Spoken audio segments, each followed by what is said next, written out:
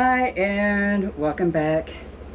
It is now officially swamp butt season, as we lovingly call it down here. We're hot. The baby powder has been broken out, so that way we're a little bit more comfortable. Now with all this heat that we have, as well as the grass that won't stop growing, and the humidity and everything else like that, the mosquitoes are also out. The flies are also out. I have the door open only because little miss over here is not letting me keep it closed. She wants to play, and so it's going to be a little bit warm. Now, like I said last week, I've used all my barbecue sauce from my peach barbecue sauce. I still have plum sauce, which is a type of Chinese barbecue sauce that I still have, but I am out of the peach. So let's go ahead and peel a few of these and get started on that. We're also going to go ahead and can them. Smaller jars this time, because I don't think I'm going to need 2-cup jars for 3 people anymore. I was also given some mangoes. They're unripe mangoes, and I need to find out what to do with those. I'm looking for recipes. My sister actually sent me a whole box full of spices. Some of them regular generic salt-free spices, which I can use on everyday things like steaks, hamburgers, whatnot. I can make sausage out of some of them. Some of the other spices. Some of the other spices is more Middle Eastern, like sumac. What she doesn't know, or that I never mentioned here, is that staghorn sumac grows wild down here, and I collect it every year. I got plenty of that, sis. But thank you for the fresh stuff. I do need new fresh stuff because of construction. The areas that I am harvesting from are behind, like, the grocery stores and stuff. The lands that are for sale in this area, and they're slowly being bought up and developed on. So hopefully I'll be able to find a new pasture to be able to harvest from. I may have to go on post, but we'll see. Question: to peel or not to peel? That is the question. I tend to peel my peaches whenever I'm making sauces like this.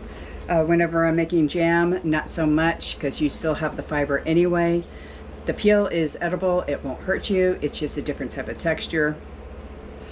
What I do with the peels is that I will actually save those, boil them down, add sugar, pectin, and make some jelly out of the juice from boiling the skins, and that is a separate video. Okay, so first thing we're going to do is we're going to pulverize all of the peaches into pulp and put them in a pan. I have about 8 very large peaches in here, and we're going to go ahead and measure those out as well.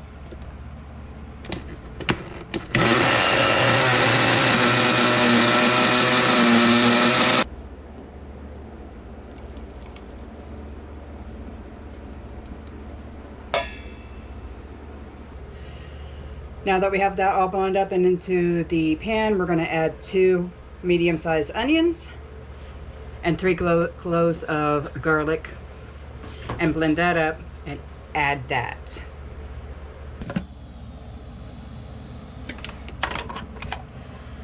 Onions, garlic, in the pot. Once you have that all in the pot, go ahead and put everything on medium. You do want to warm this up a little bit. This is about 6 cups, all combined, of peaches, onions, and garlic. We're going to add 1½ cups of apple cider vinegar.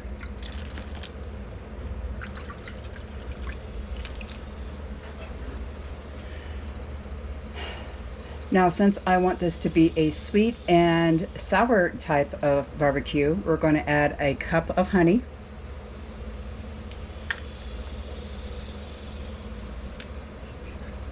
Which is about half of this jar.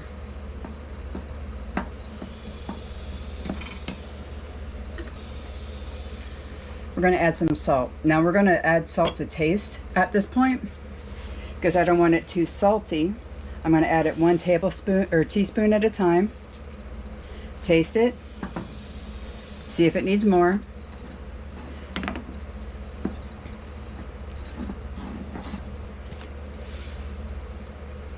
One more. That's 3 teaspoons, or a little over a tablespoon.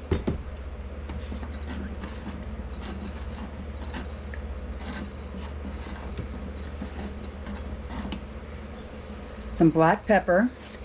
I'm going to add about a teaspoon of this.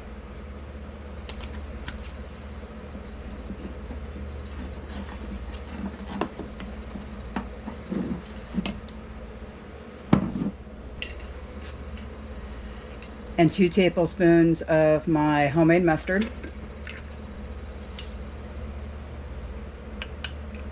And to give it a little bit of a kick.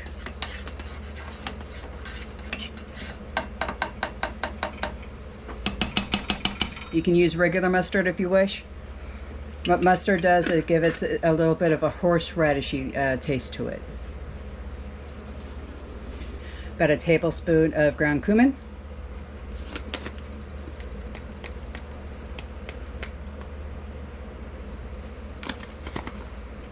Mix that in.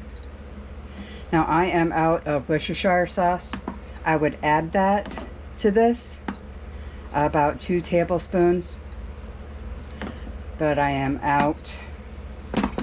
You can always add Worcestershire sauce to the jar whenever you open it. About a teaspoon per jar if you're using the jelly jars.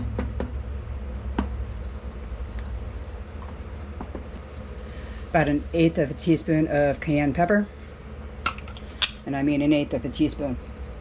About that much.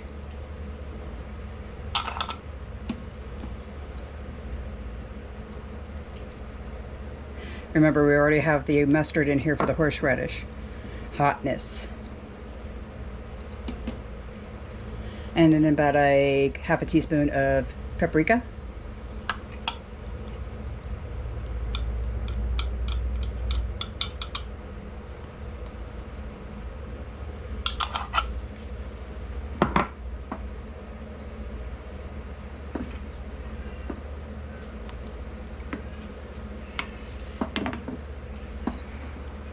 And it actually smells like one of my neighbors is barbecuing.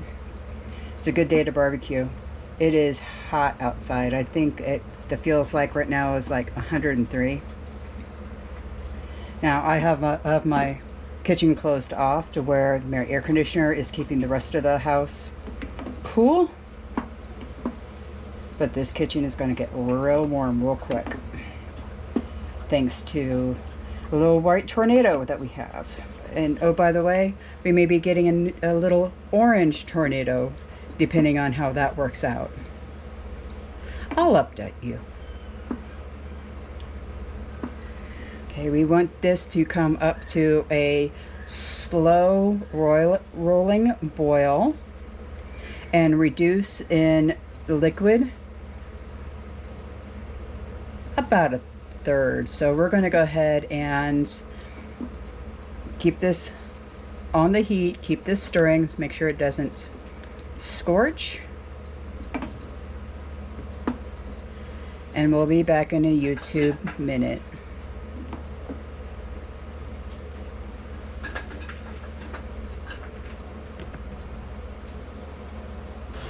Now after this is reduced down a little bit, we're going to go ahead and do what's called a hot pack.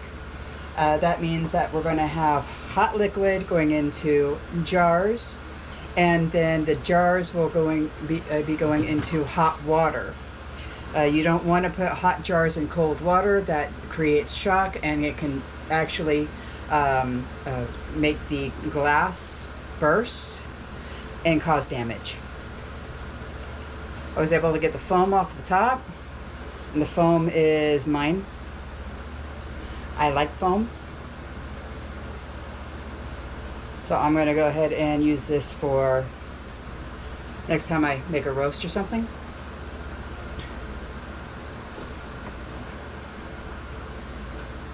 Let's go ahead and fill up our jars.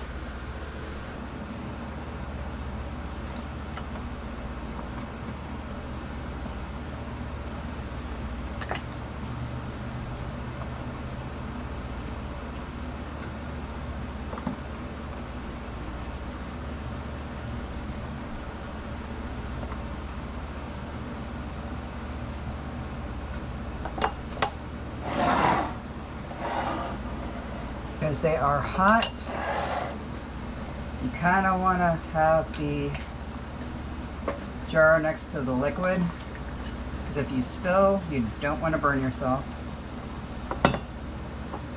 I brought out 10 jars. I was probably not going to use them all, but we'll see.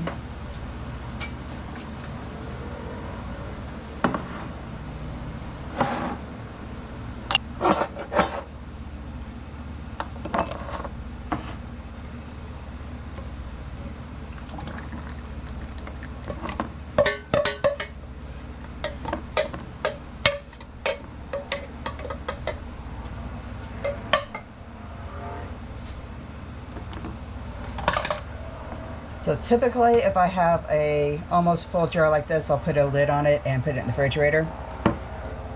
And then we'll go ahead and water bath the rest. These we're going to water bath for 20 minutes.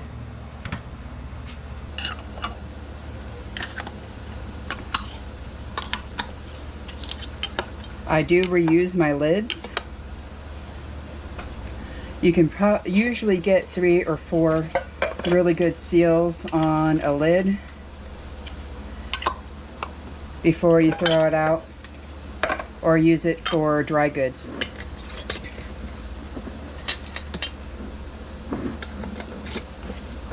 I will just take off these labels and then relabel them. Just like that. I've gone ahead and already sterilized these lids and just made sure that the seals are good. Ow, ow, ow, worm.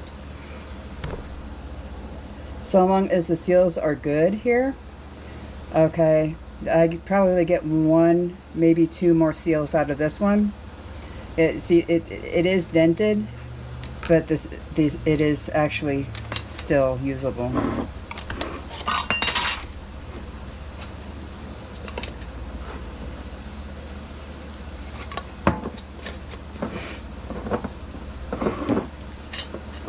You want these finger tight.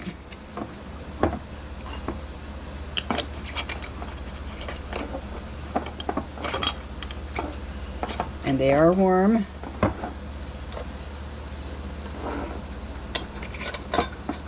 A lot warm.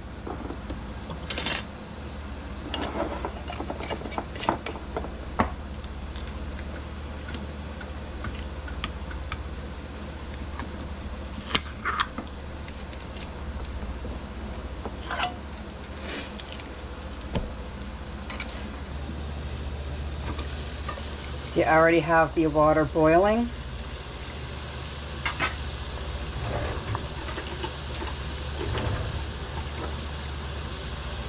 We're going to go ahead and put these in.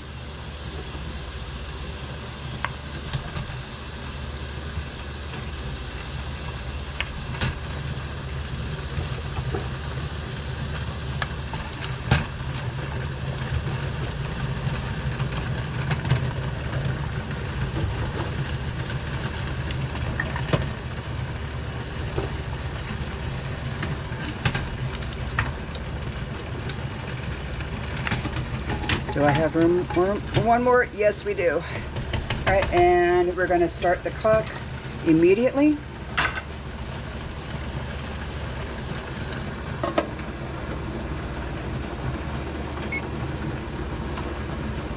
For 20 minutes.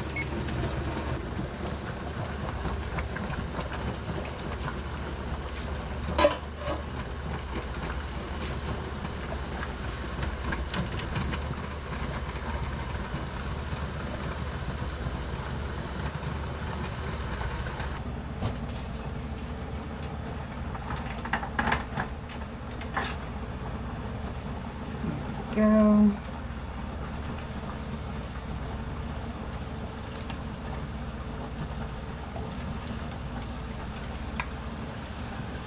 You can start hearing them pop already. That's a good sign.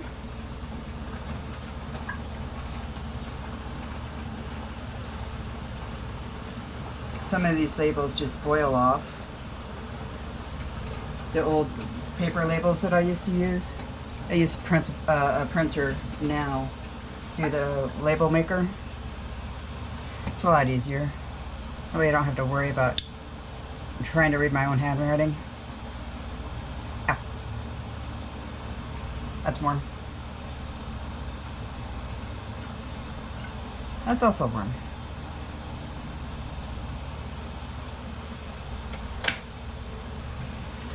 We're going to let these cool off completely. Check the seals, and then label everything, wash everything, and then put them away. Well, this is the end of peach season, so this was fitting for the last of the peaches that we had to be able to restock on some of the things that we use throughout the year. This will probably last another 2 years because, you know, barbecue sauce. We have several different types that we use. We have plum, we have the peach, we have regular barbecue sauce. You can make it with just about anything. You can do it with peppers if you have an abundance of bell peppers. It's just a different taste. Well, that's it for this week. Next week is going to be a little bit busy for me. The first is always busy. I have to give blood. I have my chiropractor's appointment. I've got some volunteer work that I'm going to be doing. So it is going to be busy next week. It may be a short recipe week, or maybe even a craft. I haven't figured that out yet. I don't know where to put my crafts in with my normal regular videos. So we'll go ahead and try to get it to where I can do it on a regular basis. Thank you for joining. Hope you enjoyed, and we'll see you next time.